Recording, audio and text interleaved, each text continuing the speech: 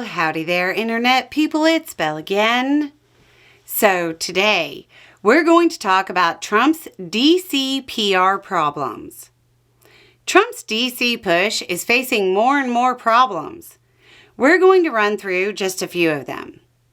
First, the most high-profile case from the adventure has undoubtedly been Sandwich Guy. Sandwich Guy was a DOJ worker who was accused of throwing a sandwich at a federal officer, participating in Trump's security clampdowns. The video of the alleged incident went viral, and he was reportedly fired from DOJ. He's accused of asking them why they were there and telling federal officers they weren't welcome in D.C., in less than polite terms. He's alleged to have called them fascist. He was charged with felony assault on a law enforcement officer. That's a lot of allegedlys and accused for a situation that was on video, right? Well, the grand jury failed to return an indictment, which is funny in a way, because the saying is that a grand jury will indict a ham sandwich. There are reports that the administration will try for a misdemeanor charge.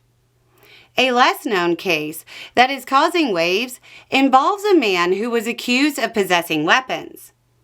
The case was bounced after the magistrate said, quote, "It is without a doubt the most illegal search I've ever seen in my life.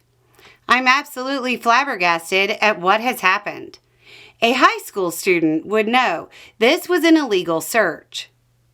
Beyond that, the National Guard deployment in D.C.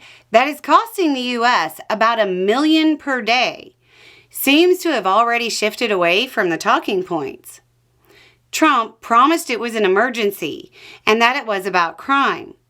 I pointed out that it really looked like he didn't want to see homeless people. Well, now the National Guard isn't out fighting crime, probably because it was at 30-year lows. But the troops that were totally needed are policing up trash. They're on trash detail. Do we really need armed troops on trash detail? This is an incredibly dangerous PR stunt. To make matters worse, Trump has assumed control of Union Station.